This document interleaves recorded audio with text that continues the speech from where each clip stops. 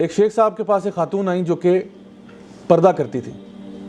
تو انہوں نے کہا کہ جی شیخ صاحب میرا شوہر جو ہے وہ دوسری شادی کرنا چاہتا ہے, تو آپ اس کو فتویٰ دے دیں کہ وہ دوسری شادی نہیں کر سکتا. تو شیخ صاحب نے کہا کہ بہن میں تو نہیں یہ فتویٰ دے سکتا, کیونکہ اللہ تعالیٰ نے جب اجازت دی بھی ہے تو وہ کر سکتا ہے. تو اس نے کہا نہیں شیخ صاحب آپ فتویٰ دیں, بس مجھے نہیں پتہ آپ فتویٰ دیں. انہوں نے کہا بہن میں آپ کو بتا رہا ہوں, میں اس کو سمجھا سکتا ہوں کہ وہ نہ کرے, یہ اور کوئی اس کو نصیحت کی جا سکتی ہے, لیکن بہرحال فتویٰ میں نہیں دے سکتا کہ وہ نہیں کر سکتا, ایسا نہیں ہو سکتا.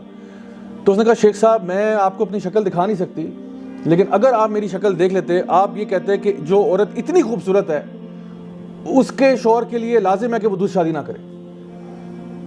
تو شیخ صاحب نے کہا کہ بہن جو بھی ہے بہرحال میں آپ سے معذرت چاہتا ہوں, میں یہ فتویٰ نہیں دے سکتا. وہ عورت ناراض ہو کے چلی گئی. اب شیخ صاحب کہتے ہیں کہ وہ عورت جو ہے نا مجھے توحید سکھا کے چلی گئی. توحید کیسے؟ کہتے ہیں اللہ تعالیٰ نے اس عورت کو دنیا کا جو حسن دیا ہوا ہے اس حسن میں سے 0.000000001% حسن دیا ہے, اور اس حسن کی بنا پر وہ یہ سمجھتی ہے کہ میرا شوہر دوسری نہیں کر سکتا, میرے ساتھ کسی کو شریک نہیں کر سکتا.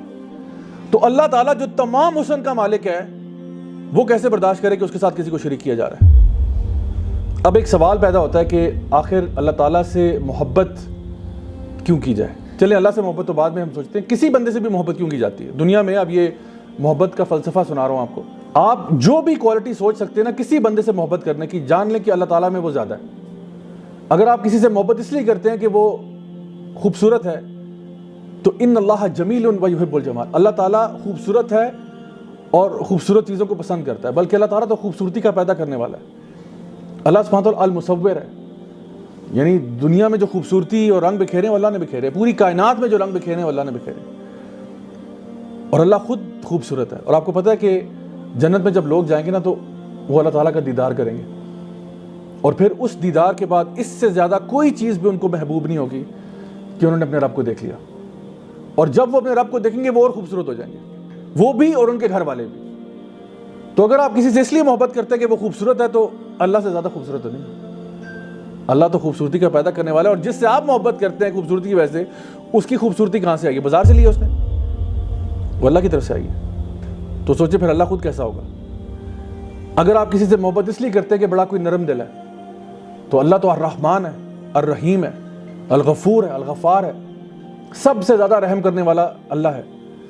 اللہ تعالیٰ کی رحمت کے نا 100 حصے ہیں, اللہ تعالیٰ نے صرف ایک حصہ پوری کائنات کو دیا ہوا ہے اور 99 حصے اپنے پاس رکھے ہوئے ہیں.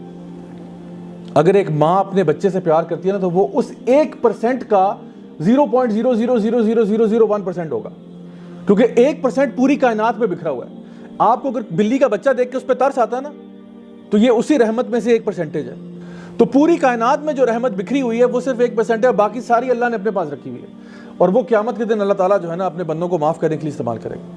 کمپیشن کی بات کرتے ہیں تو یہ کمپیشن اللہ کے پاس ہے, الرحمن ہے, الرحیم ہے. اگر آپ اس لیے محبت کرتے ہیں کہ جی اس کے پاس طاقت اور قوت بڑی زیادہ ہے, کسی کے پاس پاور اتھارٹی ہے, تو اللہ تعالیٰ سے زیادہ قوی تو کوئی بھی نہیں ہے.